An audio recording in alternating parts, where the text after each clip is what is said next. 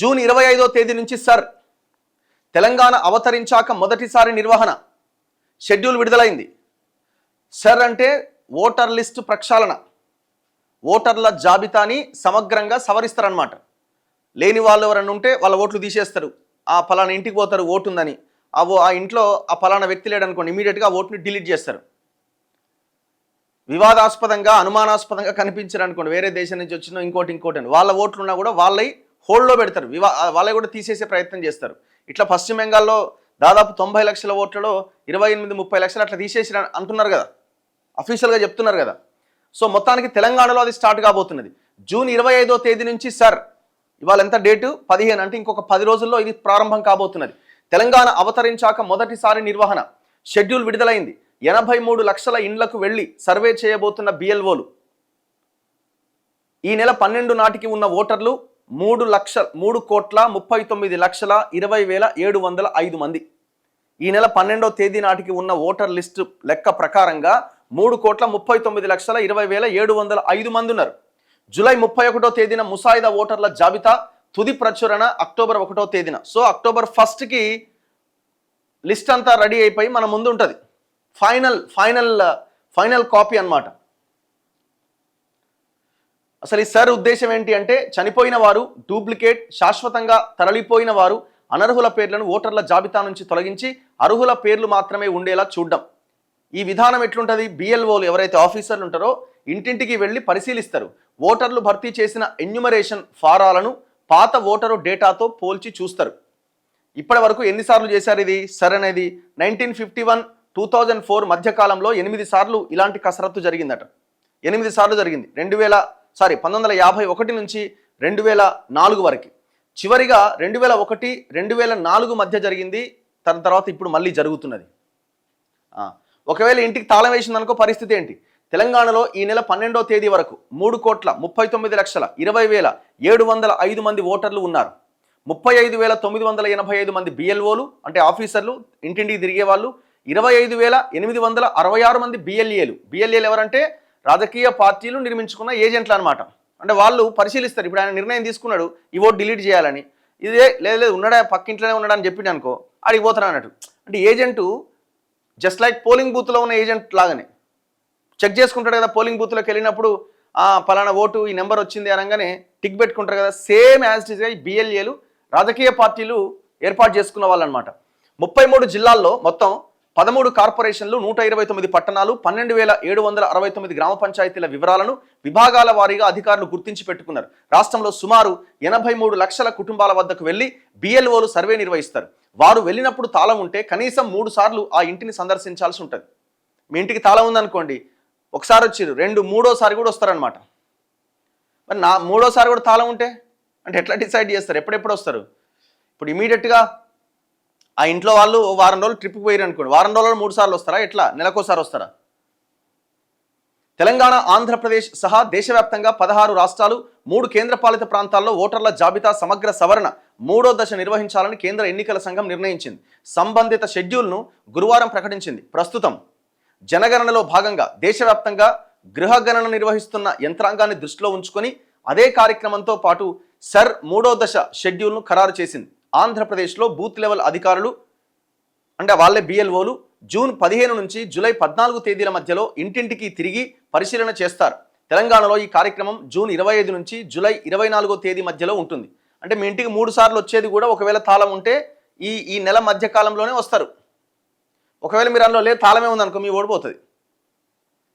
హిమాచల్ ప్రదేశ్, జమ్మూ కాశ్మీర్, లద్దాఖ్లు మినహాయించి దేశంలోని మిగిలిన అన్ని రాష్ట్రాల్లో సర్ 3వ దశ కార్యక్రమం కొనసాగుతుంది. ఇది ఓటర్లు, రాజకీయ పార్టీలు, ఎన్నికల అధికారులందరి భాగస్వామ్యంతో నిర్వహించే కార్యక్రమం. అందువల్ల అన్ని రాజకీయ పార్టీలు ప్రతి పోలింగ్ బూత్కు బూత్ స్థాయి ఏజెంట్లు నియమించాలి. పార్టీలు పూర్తి స్థాయిలో భాగస్వామ్యం అయితే ఈ కార్యక్రమం పూర్తి పారదర్శకతతో నిర్వహించడానికి వీలవుతుందని ఎన్నికల సంఘం చెబుతున్నది. ఈ నెలాఖరు నుంచి అక్టోబర్ 14వ తేదీ వరకు 16 రాష్ట్రాలు, 3 కేంద్రపాలిత ప్రాంతాల్లో 3,94,000 మంది బూత్ స్థాయి అధికారులు ఇంటింటికి వెళ్లి 36,73 లక్షల మంది ఓటర్లను కలుస్తారు. వారికి రాజకీయ పార్టీలు నియమించిన 3,42,000 మంది బూత్ స్థాయి ఏజెంట్లు సహకారం అందిస్తారు. అంటే దేశవ్యాప్తంగా ఇప్పటి వరకు తొలి 2 దశలను 59 కోట్ల ఓటర్లున్న 13 రాష్ట్రాలు కేంద్రపాలిత ప్రాంతాల్లో నిర్వహించారు. అందులో 6.3 లక్షల మంది బూత్ స్థాయి అధికారులు, 9.2 లక్షల మంది బూత్ స్థాయి ఏజెంట్లు పాలు పంచుకున్నారు. అంటే ఇప్పటివరకు జరిగినటువంటి రాష్ట్రాలు. ఇప్పుడు మూడో దశలో, అంటే ఇప్పుడు నెక్స్ట్ స్టార్ట్ అయ్యే మూడో దశలో ఆంధ్రప్రదేశ్, అరుణాచల్ ప్రదేశ్, హర్యానా, జార్ఖండ్, కర్ణాటక, మహారాష్ట్ర, మణిపూర్, మేఘాలయ, మిజోరాం, నాగాలాండ్, ఒడిశా, పంజాబ్, సిక్కిం, త్రిపుర, తెలంగాణ అండ్ ఉత్తరాఖండ్ ఈ రాష్ట్రాల్లో దాదాపుగా 16 రాష్ట్రాల్లో థర్డ్ ఫేజ్ ప్రక్రియ ప్రారంభం కాబోతున్నది. దాంతోపాటు కేంద్రపాలిత ప్రాంతాలు ఉన్నాయి. Union territories, Chandigarh, Dadra Nagar Haveli, Daman Diu and Delhi ఈ ప్రాంతాల్లో కూడా జరగబోతున్నది. అయితే ఏం చేస్తారు? ఉమ్మడి రాష్ట్రంలో చివరిసారిగా 2002లో ఎస్ఐఆర్ సర్వే జరిగింది. తెలంగాణ ఏర్పడ్డ తర్వాత మొదటిసారి. ఇప్పటికే అధికారులు 2002 నాటి తాజా ఓటర్ల జాబితాలు బిఎల్ఓలకు అందించారు. ప్రతి ఇంటికి వెళ్ళి ఓటర్లను 2 గణన పత్రాలు ఇస్తారట. అంటే 2 ఫారాలు మీకు ఇస్తారు. ఎవరికి? ప్రతి ఓటర్కి. పూర్తి చేసిన ఒక ప్రతిని తీసుకొని రెండోది ఓటర్కు రసీదుగా అందిస్తారట. ఓకే, ఓటర్లు ఈ గణన పత్రాలను ఎన్నికల సంఘం అధికారిక వెబ్సైట్ నుంచి డౌన్లోడ్ చేసుకొని ఆన్లైన్లో కూడా సమర్పించవచ్చట. ఆన్లైన్ దరఖాస్తులను సైతం బిఎల్ఓలు ఇంటింటికి సర్వేకి వచ్చినప్పుడు ధృవీకరణ చేస్తారట. ఒకవేళ మీకు అభ్యంతరం ఉందనుకో, జూలై 31వ తేదీన ప్రచురించే ముసాయిదా జాబితాలో పేరు రాకున్నా, ఓటరు నమోదులో ఎన్నికల నమోదు అధికారి తీసుకున్న నిర్ణయంపై సంతృప్తి చెందకపోయినా జిల్లా మెజిస్ట్రేట్కి అప్పీల్ చేసుకోవాలి. మొదటి అప్పీల్ నిర్ణయంపై అభ్యంతరం ఉంటే రాష్ట్ర చీఫ్ ఎలక్టోరల్ అధికారికి రెండో అప్పీల్ చేసుకునే అవకాశం ఉంది. ఇక మీరు అందరిది తీసేసిన తర్వాత ఇక ఆయన ఇంట్లో ఉన్న ఆయన ఓటు వేయడానికి వెళ్ళడమే కష్టంగా ఉన్నది. ఇక చీఫ్ ఎలక్టోరల్ ఆఫీస్ దగ్గర 700 వెతుక్కొని నా ఓటు పోయిందని ఆయన అప్లై చేసుకునేటట్టు ఉంటుందా కథ? అది ఎవరు చేసుకోగలుగుతారు? చదువుకున్న వాళ్ళు ఎవరైనా చేసుకోగలుగుతారు. అసలు చదువుకున్న ఆయన పోలింగ్ బూత్కి వెళ్ళడానికి ఆయనకి ఇష్టం లేదా? నీ ఓటు ఎంత, నువ్వెంత అనే కాడు ఉన్నది ఇప్పుడు పరిస్థితి. హైదరాబాద్లో ఎట్లుంది? 40-50% దాటలేదు పోలింగ్ పర్సంటేజ్. ఏదైనా ఇది జరగాల్సిందే, తప్పు పట్టాల్సిన అవసరం ఏం లేదు. కానీ ఇది ట్రాన్స్పరెంట్గా జరగాల. ఇప్పుడు పశ్చిమ బెంగాల్లో, బీహార్లో ఎందుకు అంత ఎలిగేషన్స్, అన్ని ఆరోపణలు వచ్చినాయి? సర్వేలో పాల్గొనకపోతే ఏం చేయాలి? సర్వే సమయంలో ఓటర్లు తమ వివరాలు నమోదు చేసుకోలేకపోతే, వివిధ కారణాలతో పాల్గొనలేకపోతే జూలై 31వ తేదీ నుంచి ఆగస్టు 30 వరకు ఉండే అభ్యంతరాలు, ఫిర్యాదుల సమయంలో ఫారం 6 సమర్పించి తమ పేరును నమోదు చేసుకోవాలి. కొత్త ఓటరు సైతం ఇదే ఫారాన్ని వాడాల్సి ఉంటుందట. ఇప్పుడు కొత్త ఓటు కూడా నమోదు చేసుకోవచ్చా వాళ్ళు వచ్చినప్పుడు? పూర్తి వివరాలు సమర్పించని ఓటర్ల విషయంలో కూడా ఈఆర్ఓ, ఏఈఆర్ఓ విచారణ చేపడతారు. నియోజకవర్గం పరిధిలో లేదా బయట చిరునామా మార్పు, సవరణ, ఎపిక్ కార్డ్ మార్పు, దివ్యాంగుల గుర్తింపునకు ఫామ్ 8 సమర్పించవచ్చట. రాష్ట్రం వెలుపల నుంచి వచ్చే ఓటర్లు డిక్లరేషన్ ఫామ్ను సమర్పించాలన్నట. మరి ఇప్పుడు తెలంగాణలో చాలామంది, ఇప్పుడు ఇది ఒక సమస్య, తెలంగాణలో చాలామంది వలస కార్మికులు ఎక్కువగా ఉన్నారు. చాలామంది సౌదీలో ఇంకో దగ్గర ఉన్నారు.